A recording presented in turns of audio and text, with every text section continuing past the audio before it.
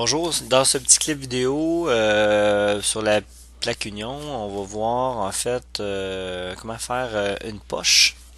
Fait qu'ici, on avait déterminé pour faire cette poche-ci qu'on utilisait un outil de 3/8 de pouce. En fait, on l'avait déterminé, en fait, on avait évalué au niveau des rayons ici les congés qui mesure un quart de pouce, là, qu'on devrait utiliser une fraise en fait qui a un plus petit rayon qui me permettrait de faire un contournage de ces congés-là. Si je prenais une fraise d'une demi, ben j'aurais probablement là, ça ferait un changement de direction carré ici qui générerait une vibration. Fait qu'on bon, on va essayer avec une fraise de 3/8. Ça fera pas un très gros rayon, mais c'est toujours mieux qu'une fraise d'une demi. Puis au besoin, ben, on change d'outil pour faire. Ben, en fait, on a juste à générer avec un nouvel outil, puis voir si c'est mieux. Fait que la poche, c'est le deuxième icône ici. Fait que je sélectionne poche, on vient le mettre à la suite. Bon, par défaut, il va continuer avec le même outil. Bon, on veut pas faire ça avec une fraise 3/4, mais plutôt une fraise 3/8 de pouce. On va aller au niveau du catalogue. On va faire une requête ici.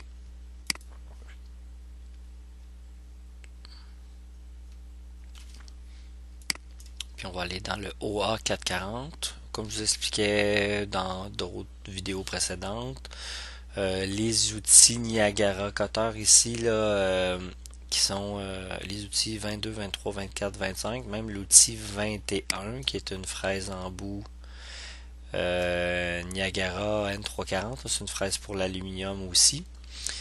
Euh, voyons, 21, 22, 23, 24, 25, c'est des fraises en bout solide carbide pour l'aluminium. Ma fraise 3/8, c'est celle-ci que je veux. L'outil numéro 22. On va venir remplir, sélectionner nos géométries. Ici, vous voyez, il y a différents types de poches. Fait que moi ici, c'est pas une poche ouverte que je veux. J'ai vraiment une poche fermée. Fait qu'on vient cliquer ici, poche fermée. Ici, j'ai un fond à respecter, mais je pourrais avoir des bouchants aussi. Fait qu'il y a différents formats de poches là. Fait qu'il y en a comme.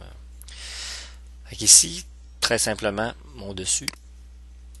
Puis là, c'est une des rares fois où ce que je trouve que la sélection automatique de Katia est bénéfique parce qu'en fait, je vais sélectionner le fond, puis va sélectionner automatiquement le contour de la poche, le guide si on veut. Fait que ça, c'est bien. Puis souvent, quand on fait plein de poches dans une pièce de structure, entre autres, ben on ajuste ça comme il faut. Puis après ça, on fait des copier-coller. J'efface le contour, j'efface le fond, je sélectionne le fond, paf, tout de suite, ça c'est comme tout sélectionné. Ou tu sais, par défaut, en fait, quand je fais une stratégie de même type, là, les macros restent toutes. En tout cas, donc ça va rapidement là, quand on peut faire une sélection comme ça.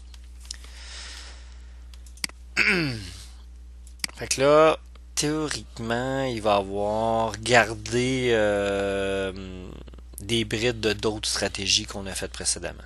OK, fait que quand on fait, faut faire attention avec ça. Fait que probablement là, le pourcentage du diamètre de l'outil, ici la distance entre les passes, ça provient de mon surfaçage que j'ai fait. Fait que faut que je fasse attention avec ça. Au niveau des poches, là, quand je fais une poche, souvent on va travailler avec 50% de l'outil, c'est la distance entre les passes. Ça ressemble beaucoup à ce qu'on a vu au niveau des contournages, là. On disait profondeur, la moitié du couteau, radialement, moitié du couteau. Fait que vous serez pas perdu ici, là, on utilise ça, ça fonctionne habituellement très bien.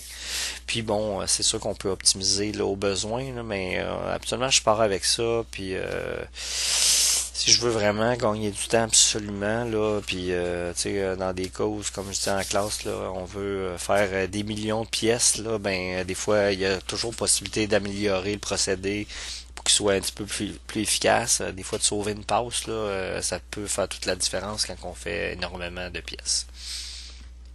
Axialement, profondeur de coupe maxi, ce que je trouve qui est l'idéal. Puis ici, en fait, la moitié du diamètre de l'outil, fait 0.375 divisé par 2. Fait que ici, on va faire 4 passes. Bon.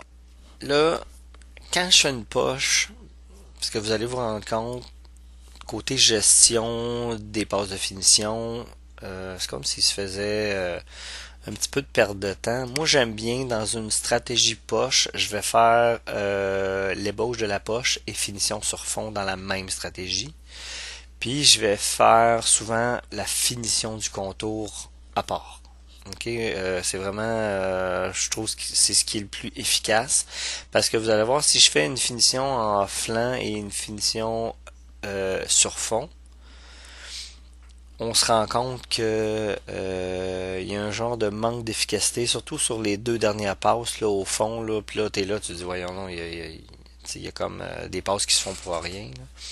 Fait que, de toute façon là, comme programmeur là, quelqu'un qui veut programmer dans la vie puis qui veut être bon, ben il faut casser avec des affaires. Puis tu sais, à un moment donné vous vous rendez puis on se trouve des trucs là. Moi je vous donne les miens, en tout cas ce que j'utilise, qui fonctionnent bien, puis tu sais je trouve pas que j'ai en fait, c'est pas la seule façon de faire non plus, là. Mais bon. Fait qu'en fait, si je veux faire une finition sur le contour, c'est là encore une fois que je vais me laisser une surépaisseur sur le contour. Quand en me laissant une surépaisseur sur le contour, je vais faire finition sur fond uniquement, puis ensuite je vais revenir avec une stratégie de contournage, comme on a vu, là, avec par contre avec le même outil que la même fraise 3-8, puis là après ça je vais finir faire la finition du contour. Ah. Fait que j'ai ma surépaisseur. Passe de finition sur fond uniquement.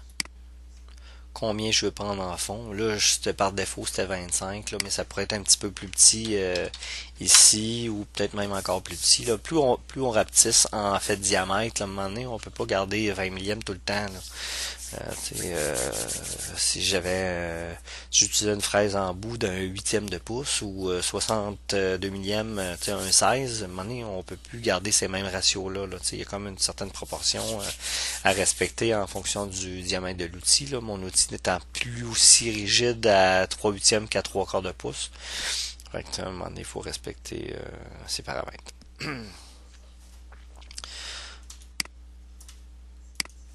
Fait qu'ici, c'est la première fois qu'on fait une poche, fait qu'on voit que d'une certaine manière, il n'y a aucune macro.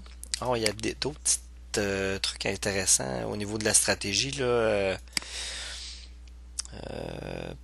Non, c'est pas ici. Dans le radial, j'active souvent cette petite chose-là, éviter les crêtes à tous les niveaux, là. Souvent, c'est sur le fond qui est le plus important, mais j'évite les crêtes.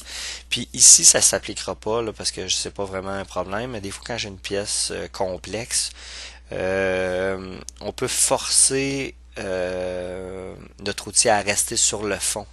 OK, pour éviter des fois que ça fasse un paquet de macros qui s'ajoutent, là, parce que là, question de gestion de macros, si je reste pas toujours sur le fond, là, ça veut dire que je fais souvent une approche ou liaison sur un niveau.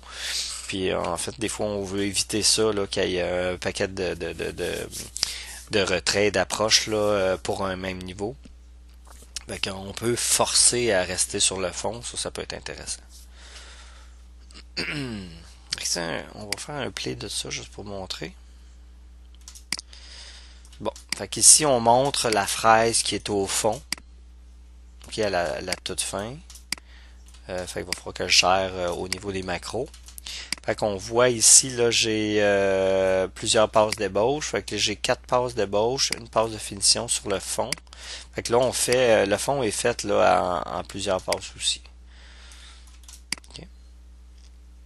Là, vous allez remarquer, là, puis ça j'en ai parlé en classe, je veux éviter des trajets qui font ce genre-là ici, là, qui sont très carrés. On veut tout en fluidité, en fait, on veut des rayons là, partout au maximum.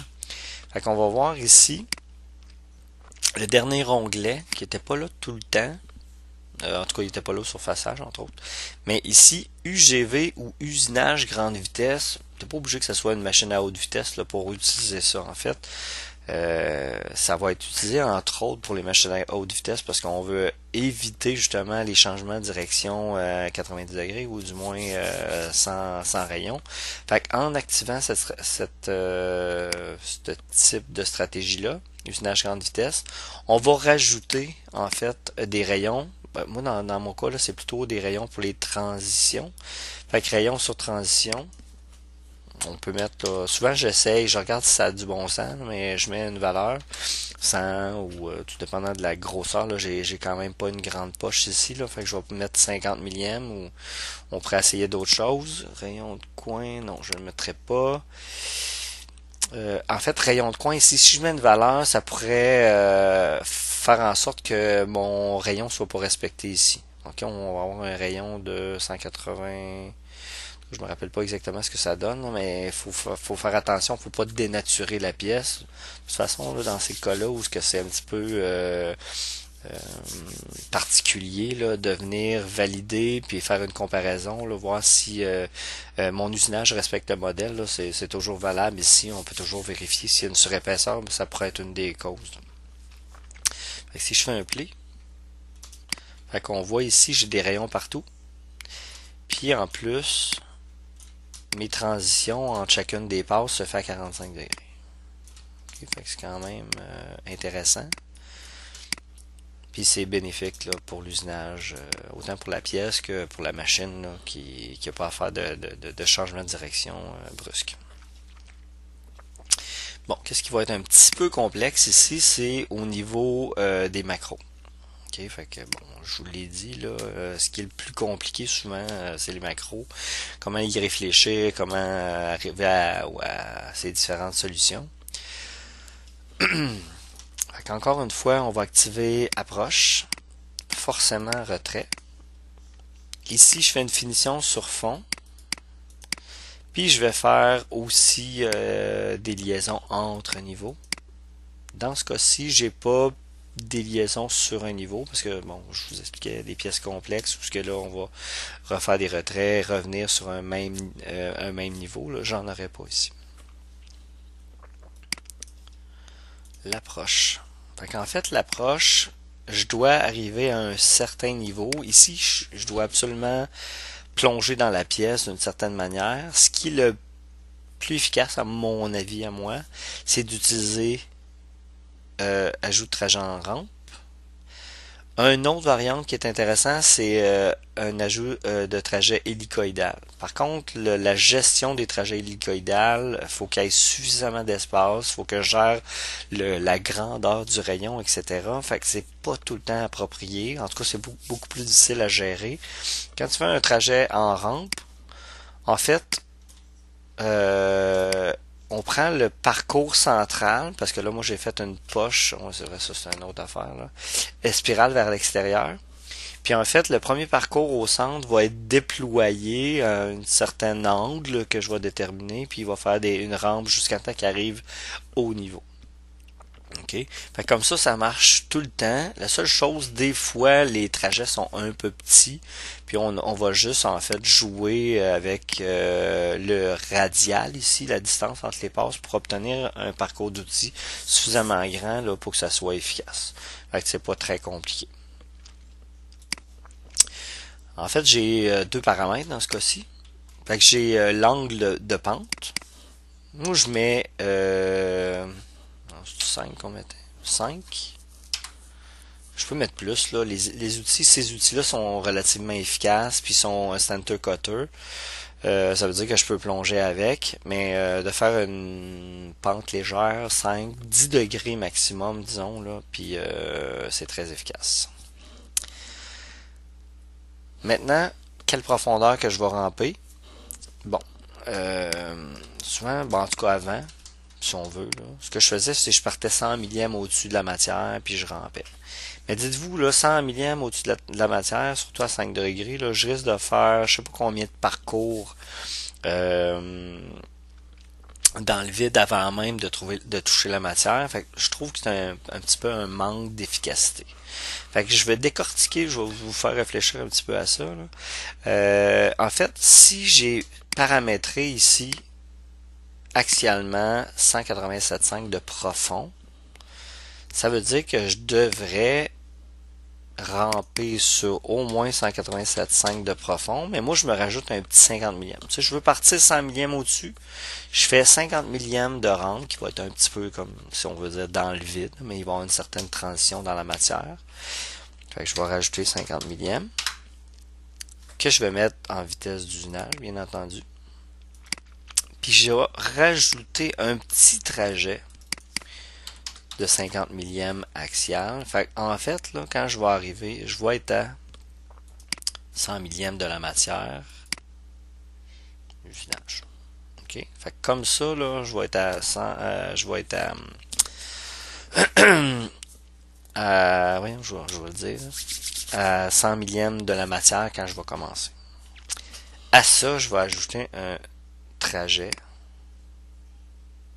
rapide jusqu'au plan de 100. Tout ça, je vais pouvoir le copier. En fait, je n'ai juste besoin, pas sur la base de finition, mais j'en ai besoin sur entre niveaux. Fait que je copie ça. Puis si je fais un play de ça, là les retraits seront pas faits, mais on voit très bien en fait mon approche en rampe. Fait qu'on rampe comme ça. Puis ensuite ma rampe, vous voyez là, je vais juste revenir. Fait que j'ai un petit bout rapide. Là, je suis à 100 millième au-dessus de la matière restante. Puis ensuite, on rampe. On fait un petit 50. Là, je suis à 50 millième. Puis là, on rampe jusqu'à l'autre niveau, ainsi de suite. Fait que même si j'augmente le nombre de niveaux, ça va toujours respecter ma profondeur de coupe maxi. Ma rampe est idéale pour faire le travail. Maintenant, mes retraits. Fait que je vais faire un retrait de sortie tangentielle. Puis je vais retourner au plan de 100. Fait que en vitesse d'usinage, en vitesse rapide oups, qu'est-ce que j'ai fait là? Rapide. Et voilà. Oups, j'ai oublié de copier. On copie tout ça.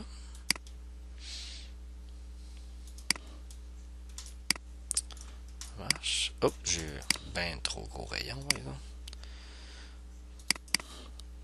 Point 125 d'après moi. Ça devrait être en masse. L'important, c'est que je viens juste me retirer ici.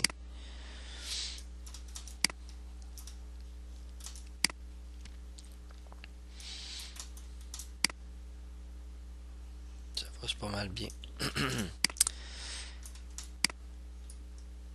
Maintenant, la rampe pour la finition est bien trop importante parce qu'en fait, j'enlève sur fond uniquement 20 millièmes. Fait que, si je veux, je peux faire exactement le même, en fait, la même façon de penser. Au niveau de la passe de finition, je peux aussi rentrer en rampe. Fait que ma passe de finition, plutôt que de faire 237, fait que ce serait mon 20 millième plus mon 50 millième que je commence à ramper dans les airs. Si je fais OK de ça, on va voir ici que là j'ai mon 50 millième avant. Fait que c'est la seule distinction là, pour éviter de ramper trop longtemps. Là, je rampe sur le strict nécessaire. Vous voyez ici, je pars de... c'est ça? Ouais, je pars d'ici, puis ça en va. Ouais, exactement. Alors, je suis pas sûr que c'est le bon. Attendez, je sais...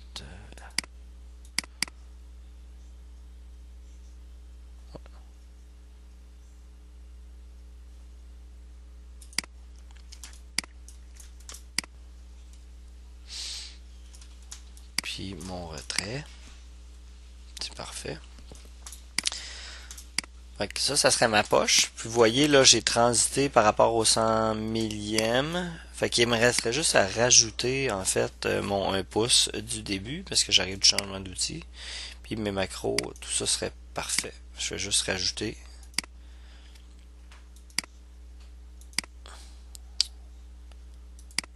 Vitesse rapide. Puis là, ça fait tout ce que je veux.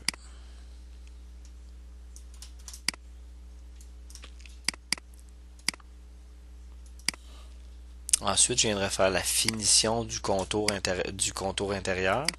Fait que là, je vais venir ici faire un contour avec le même outil, bien entendu. En fait, je vais faire la finition de la paroi qui est ici. Fait que je viens faire ça. Je viens faire le fond. Puis là, par défaut, il a choisi aussi le contour. Ne pas oublier d'enlever la surépaisseur ici. Ça. Ça, c'est les macros que j'avais utilisés dans une autre stratégie. On pourrait les tester, voir si ça fonctionne. Mais sinon, je vais juste changer au niveau de la prise de passe. Là, je viens faire une finition avec un outil qui a une partie coupante de 500 ici. Fait que je peux pas faire des passes de plus de 500. Ok, je peux vraiment pas faire ça. Fait que ma profondeur de coupe maxi ici pour faire ma finition du contour, là, ça serait optimal de changer ça ici. Fait que je pourrais mettre facilement 375 de prise de passe. Puis à mon avis, ça fonctionnerait très bien. Ou je pourrais faire, bon, tantôt on avait 4 passes. Je pourrais avoir un nombre de niveaux de 3 passes, puis ça fonctionne aussi. Mais je trouve qu'à 375, je suis pas mal convaincu que ça fonctionne. Puis si jamais on n'y arrive pas, on teste, puis on se rend compte qu'il y a un petit peu de flexion parce qu'on prend un petit peu trop de flanc. On rajoute une passe, puis c'est tout. On change la profondeur de coupe maxi. Et bingo. Ok, j'avais ça. En fait, ici, je rajoute pas une passe de finition, en fait, hein, parce que la finition se fait parce qu'il me reste 20 millièmes à enlever. Ok, je suis pas obligé de faire absolument une passe de finition. De toute façon, dans le cas qu'on a, la façon qu'on a configuré nos outils, la vitesse d'usinage et la vitesse de finition, c'est la même, fait qu'il n'y aura aucune différence. Côté macro, en fait, c'est sur la dernière passe qu'on veut avoir un petit axial ici. Fait, mais quand même, là, c'est pas très grave si... moi, je vais rajouter entre ça puis ça, je vais ajouter un petit 100 millième d'usinage parce que quand je vais toucher au fond, tu sais, ici, là, je ne veux pas arriver en rapide jusqu'au fond. Même que, ben là, je vais le montrer peut-être... je peux même donner un petit peu d'angle aussi. Si je voudrais rentrer avec une certaine orientation angulaire, être un petit peu tilté, là, c'est possible aussi. Ok, je le ferai pas, mais c'est possible. Je vais copier ça. Puis en fait, ici, il va juste avoir liaison entre niveaux. Fait que celle-là est faite. Puis il resterait le retrait.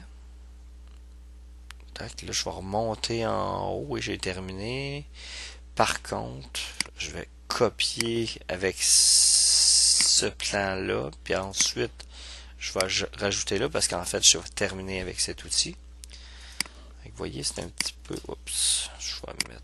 Ouais, on les a, nos passes. Excusez, je n'étais pas sûr. Vous voyez, là, j'ai 2 passes pour faire ma finition du contour. J'ai transité, là, dans le fond, la fin tout à l'heure. Puis là, je suis venu me repositionner ici. Maintenant, on peut essayer quelque chose. Des fois, là, je vous parlais de partir dans le rayon. C'est juste que le rayon est très petit ici. Pas sûr que ça fonctionne. Mais je pourrais essayer de rentrer ici puis sortir quand c'est possible. Mais on voit quel genre de sortie tangentielle faudrait que je fasse là, pour que ça fonctionne. Là. J'ai un petit peu de doute, là, mais on pourrait quand même essayer quelque chose. Fait que je vais sélectionner le coin ici comme point de départ. Puis ensuite, si je fais un play, vous allez voir, là ça fonctionne pas. Parce qu'en fait, mon rayon de sortie est beaucoup trop gros. Il faudrait que je réduise mon rayon de sortie ici. Fait que je sais pas, moi, je pourrais mettre 50 millièmes pour voir. Je vais le copier, on va voir ce que ça donne. Puis vous voyez ici, là, on se rapproche beaucoup du bord, mais on est quand même à une certaine distance. Je pourrais aussi réduire celle-ci, là, mettre ça, je sais pas moi, à 125. Pas obligé d'être pareil, là, c'est pas absolument nécessaire. 0.125. Puis ici j'ai mon 50 millièmes. J'ai fait une petite gaffe quand j'ai copié partout tantôt. Ouais, c'est ça. C'est ça ici.